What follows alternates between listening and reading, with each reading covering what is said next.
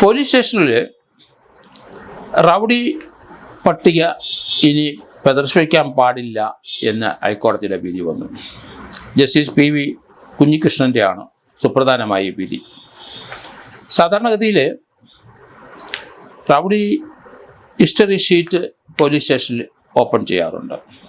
കൂടുതലും law and order പ്രശ്നം കുത്തുകെട്ട് അങ്ങനെയുള്ള 2-3 പെറ്റീഷനിൽ കൂടുതലുള്ളവർ, ലോ ആൻഡ് ഓർഡർ കേസുകൾ 2, 3, 4 ഉള്ളത്, അങ്ങനെയൊക്കെ ഉള്ളവരെയാണ് പോലീസ് സ്റ്റേഷനിലെ റൗഡി പട്ടിക ഉണ്ടാക്കുകയും അതനുസരിച്ച് ആ റൗഡി പട്ടിക പോലീസ് സ്റ്റേഷനകത്ത് പ്രദർശിപ്പിക്കുകയും ചെയ്തുകൊണ്ടിരുന്നു.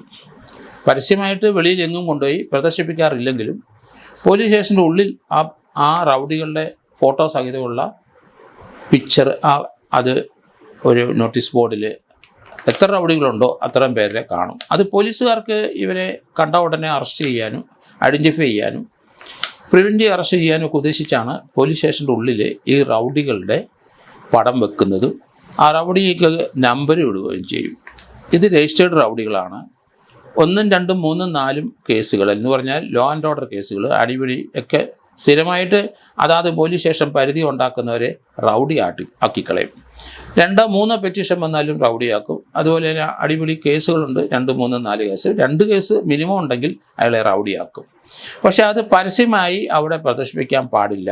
ഇപ്പോൾ ഒരാൾ റൗഡി ഹിസ്റ്ററി ഷീറ്റിനകത്ത് ഉൾപ്പെട്ട ഒരാൾ, അയാൾ കഴിഞ്ഞ 8 വർഷമായിട്ട് ഒരു കുറ്റവും ചെയ്തിട്ടില്ല എങ്കിലും തൻ്റെ പേര് ഇപ്പോഴും ഫോർട്ട് കൊച്ചി പോലീസ് സ്റ്റേഷൻ്റെ അവിടെ പ്രദർശിപ്പിച്ചുകൊണ്ടിരിക്കുന്നതാണ് അയാളുടെ പരാതി.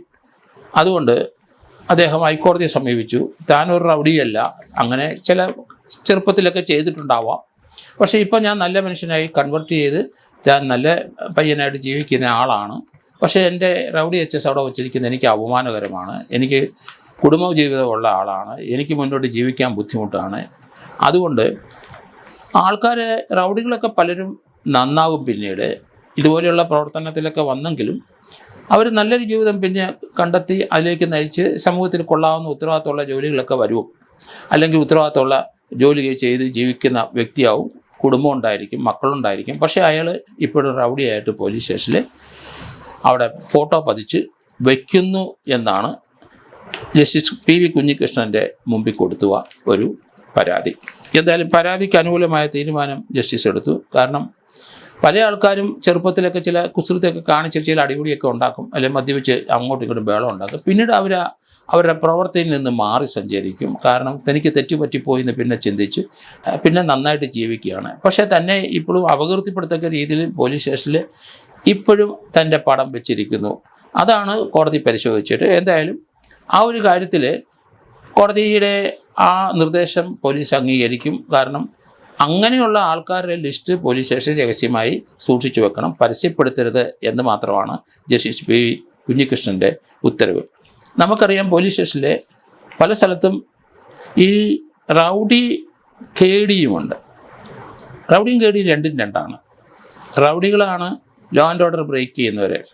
കേഡികളെന്ന് പറഞ്ഞു കഴിഞ്ഞാൽ അവർ കുറ്റവാളികളാണ്, മോഷണം നടത്തുന്നവരാണ്. KNOW നോൺ ഡിപ്രഡേറ്റേഴ്സ് എന്നാണ് അതിൻ്റെ പേര്. KD എല്ലാ പോലീസ് സ്റ്റേഷനിലുണ്ട്. 1, 2 മോഷണ കേസുകൾ പ്രതിയായി കഴിഞ്ഞാൽ അവരെ KD-ആക്കും ആ പോലീസ് സ്റ്റേഷൻ അതിർത്തിയിൽ. അതുകൂടാതെ ഡോസിയർ ക്രിമിനൽസ് ഉണ്ട്, DC ആക്കും. ഒരു പോലീസ് സ്റ്റേഷനിൽ തന്നെ കള്ളന്മാരെ KD-ആക്കുകയും ചെയ്യും, അതേസമയത്ത് DC ആക്കുകയും ചെയ്യും. DC എന്ന് പറഞ്ഞാൽ ഡോസിയർ ക്രിമിനൽ എന്നാണ്. അവരെ ഇൻ്റർ പോലീസ് സ്റ്റേഷനിലും അല്ലെങ്കിൽ ഇൻ്റർ ഡിസ്ട്രിക്റ്റിലും ഇൻ്റർ സ്റ്റേറ്റിലും ഒക്കെ പോയി നിരന്തരം മോഷണവും പിടിച്ചുപറിയും ഒക്കെ നടത്തുന്ന വ്യക്തികളെയാണ് DC ആക്കുന്നത്. ഒരു പോലീസ് സ്റ്റേഷൻ്റെ അതിർത്തിയിൽ തന്നെ ഒരു ജില്ലയിൽ തന്നെ നിന്നാൽ അങ്ങനെയുള്ളവരെയാണ് നോൺ ഡിപ്രഡേറ്റേഴ്സ് അല്ലെങ്കിൽ കേഡികളാക്കുന്നത്. റൗഡികൾ അടിപിടി ഉണ്ടാക്കുന്നവർ മാത്രമാണ്. മോഷണവുമായി സ്വഭാവപ്പെട്ട് അതുമായിട്ട് ബന്ധപ്പെട്ട് കുറ്റകൃത്യം ചെയ്യുന്നവരെയൊക്കെ KD എന്നാണ് പറയുന്നത്. റൗഡി തീർച്ചയായിട്ടും അടിപിടി ഉണ്ടാക്കുന്നവരാണ്. മോഷണമായിട്ട് അവർക്ക് ബന്ധങ്ങളൊന്നുമില്ല, മോഷണത്തിന് അവർ പോവുകയുമില്ല, അങ്ങനെ ഒരു ശ്രമവുമില്ല. ചില പ്രശ്നത്തിൽ ഇടപെട്ട് കഴിയുമ്പം അവർക്ക് പെട്ടെന്ന് രോഷം വരും. അവർ ചിലപ്പോൾ രാഷ്ട്രീയപരമായിട്ടായിരിക്കും അടിപിടി, ചിലപ്പോൾ മതപരമായിട്ടായിരിക്കും, അങ്ങനെയുള്ള ചിലപ്പം വ്യക്തിപരമായിട്ടായിരിക്കും.